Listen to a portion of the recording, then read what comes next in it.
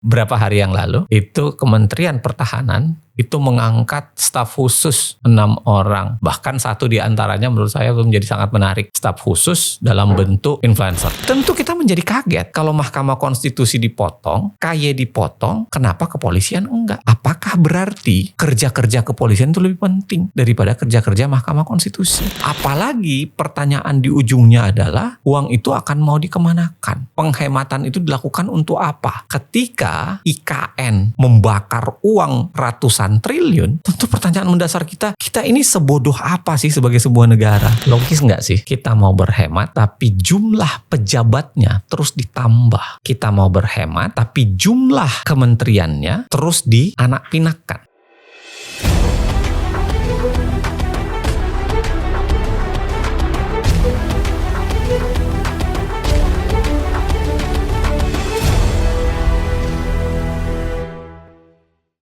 Bismillahirrahmanirrahim. Assalamualaikum warahmatullahi wabarakatuh. Salam sejahtera buat semuanya. Panjang umur perjuangan. Senang sekali teman-teman sekalian, saya ketemu lagi dengan kalian. Kali ini saya mau membahas khusus tentang ada dua peristiwa yang berbeda tapi kemudian berkaitan. Yang pertama adalah peristiwa ketatanegaraan kita ketika Presiden Prabowo Subianto dan Gibran Rakabuming Raka sebagai wakil itu mengangkat begitu banyak jabatan menteri dan wakil menteri, termasuk jabatan-jabatan lain setingkat menteri. Itu satu hal ya. Di lain hal, yang kedua, secara ekonomi, secara kebijakan administrasi negara, secara keuangan negara, Indonesia sedang melakukan penghematan besar-besaran. Banyak hal yang dihemat. Saya kira sudah banyak sekali kita lihat. Mulai dari efisiensi penggunaan anggaran, lalu kemudian beberapa jabatan kemudian hilang, diberhentikan, lalu kemudian efisiensi belanja pegawai, dan lain-lain sebagainya. Banyak sekali. Saya kira ada beberapa keluhan menarik yang sudah terjadi, misalnya KY yang mulai kekurangan anggaran, begitu juga Mahkamah Konstitusi yang baru saja mengatakan bahwa mereka kekurangan anggaran. Nah, mari kita bahas dua-duanya, lalu coba kita hubungkan. Yang pertama begini, Anda tentu masih ingat bahwa sebenarnya jumlah jabatan menteri itu ingin kita batasi. Kenapa? Karena jangan terlalu banyak memang. Efektivitas sistem presidensil itu ya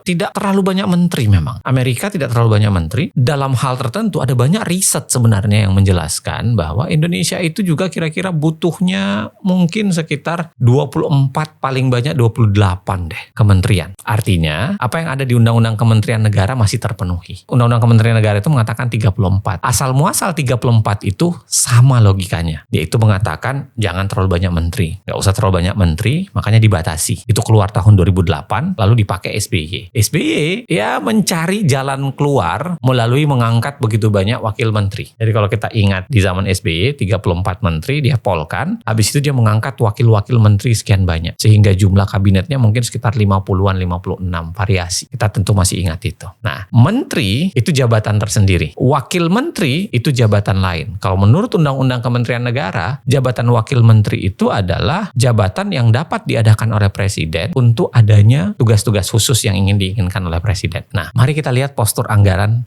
postur kabinet kita sekarang. Gede, banyak banget. Wakil menterinya juga banyak. Bahkan luar biasanya, menteri koordinator juga punya wakil. Coba Anda bayangkan, dia melakukan fungsi koordinasi, tapi dia juga punya wakil. Kelihatan betul, tindakan menyusun ini yang mengakibatkan lebih dari 100 menteri, wakil menteri, dan jabatan setingkat menteri ini, sebenarnya bukan lahir dari logika penghematan, logika mau menyederhanakan pemerintahan dalam sistem presidensil, memotong birokrasi, menguatkan yang namanya kerja dibanding kemudian jabatan. Kelihatan logikanya bukan itu. The one dan the only, satu-satunya yang mungkin itu adalah karena kue ini harus dibagi. Kue jabatan itu harus dibagi dan begitu banyak yang minta kue. Ada koalisi yang sangat gemuk, ada kepentingan yang sangat besar, dan ada keinginan yang sangat gigantik untuk dibagi, dikasihin sesuatu sebagai imbalan dari proses pemilu atau dukungan terhadap presiden dan wakil presiden. Mudah untuk membacanya itu. Tidak perlu lama-lama. Kita berenung dan kita tahu bacaan itu. Artinya jumlah menteri, jabatan menteri, bahkan di bawahnya itu terus-menerus cenderung masih ditambah sampai sekarang. Teman-teman masih ingat pasti berapa hari yang lalu itu Kementerian Pertahanan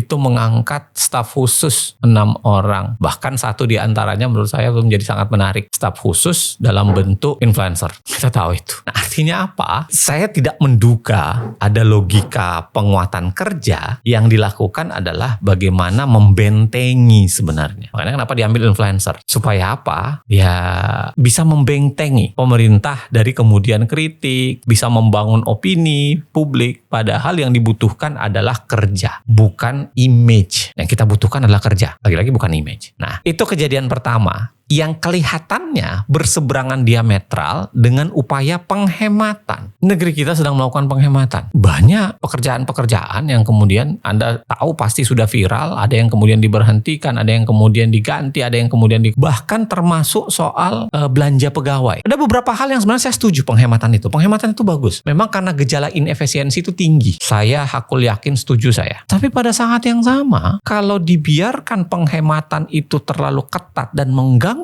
kerja, itu bisa berbahaya. Coba bayangkan kalau KY kemudian dipangkas sedemikian rupa sehingga tugas-tugas dia dalam melakukan pengawasan terhadap hakim, pengawasan terhadap etika perilaku hakim, melakukan seleksi pengangkatan hakim itu terganggu. Apa yang kita mau harapkan dari kerja-kerja KY yang bisa melakukan itu? Yang paling terakhir adalah Mahkamah Konstitusi. Coba bayangkan, sekjennya bahkan mengaku bahwa paling cuma bisa bayar gaji sampai bulan Mei atau Juni karena dipangkas habis-habisan. Lagi-lagi bukan cuma belanja pegawai, tapi kemudian berbagai hal yang menunjang kerja itu juga dipangkas. Bisa jadi bahkan mempengaruhi pilkada yang sedang ditangani oleh MK belakangan ini. Yang saya mau bilang adalah mari kita dorong logika penghematan, efisiensi, semua saya setuju. Tetapi harus diperhatikan kerja, harus diperhatikan produk di ujung. Tentu kita menjadi kaget kalau Mahkamah Konstitusi dipotong, KY dipotong, kenapa kepolisian enggak? Apakah berarti kerja-kerja kepolisian itu lebih penting daripada kerja-kerja Mahkamah Konstitusi? Apakah berarti di tubuh kepolisian, anggaran kepolisian itu anggarannya sudah sangat efisien sehingga tidak perlu lagi dipotong? Sedangkan Mahkamah Konstitusi dan KY misalnya itu sangat tidak efisien dan harus dipotong. Begitu juga tentara. Apakah mereka lebih efisien dibanding KY maupun oleh Mahkamah Konstitusi? Saya tidak mengatakan ya potong juga tentara, bukan itu. Tapi yang harus dibangun logikanya sebenarnya adalah ada tujuan negara, ada kerja negara, ada wewenang, ada kewenangan yang harus dijalankan, maka dijaga penuh dukungan terhadap itu supaya mereka bisa melakukan kerjanya dengan baik. Ya jangan sembarang dipotong. Apalagi pertanyaan di ujungnya adalah uang itu akan mau dikemanakan? Penghematan itu dilakukan untuk apa? Ketika IKN membakar uang ratusan triliun, tentu pertanyaan mendasar kita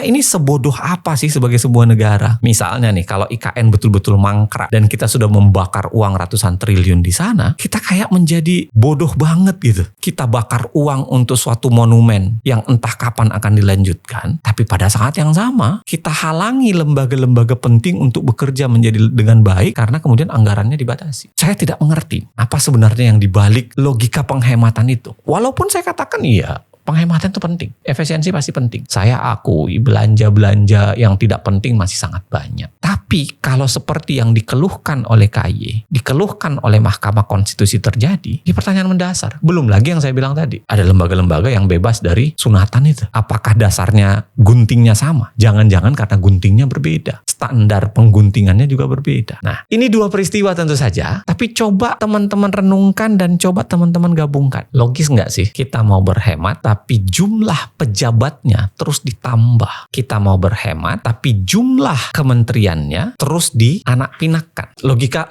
Logika penghematan apa yang kita tawarkan? Satu. Yang kedua, logika penghematan apa yang kita tawarkan ketika ada lembaga yang dipotong seenaknya dan ada lembaga yang bebas dari segala macam potongan. Tadi yang saya sudah sebutkan, guntingnya jangan-jangan beda. Standar guntingnya, standar cutternya itu beda. Sehingga menghasilkan menggunting di dua hal yang barangkali dengan pola yang berbeda. Yang ketiga, yang tidak kalah pentingnya, kalau memang benar ya, berita-berita yang mengatakan bahwa presiden keluar negeri dengan berapa pesawat, presiden keluar negeri dengan membawa mobil tertentu, presiden keluar negeri dengan standar-standar yang sangat tinggi, ini penghematan macam apa yang sedang kita lakukan? Pertanyaan itu menjadi menarik. Penghematan macam apa yang sedang kita lakukan kalau kemudian untuk jabatan tertentu dan lembaga tertentu kita tetap jor-joran? Masih mending kalau kerjaan yang menguatkan kewenangan dan menjalankan tugas fungsi. Kalau untuk gaya-gayaan, ya pertanyaan kita pasti menjadi kencang. Dibuat apa? Apa makna penghematan itu? Saya kira teman-teman sekalian, ya pasti penghematan itu didukung lah. Hidup hemat itu pasti penting. Kita semua mendukung itu, kita semua setuju itu, efisien. Lembaga negara kita memang belum efisien. Tapi lagi-lagi, saya ingatkan, kalau dipotong secara serampangan, kita menjadi bahaya. Kalau ada pembedaan, kita sedang berbahaya. Kalau pejabatnya masih menunjukkan sifat dan tindak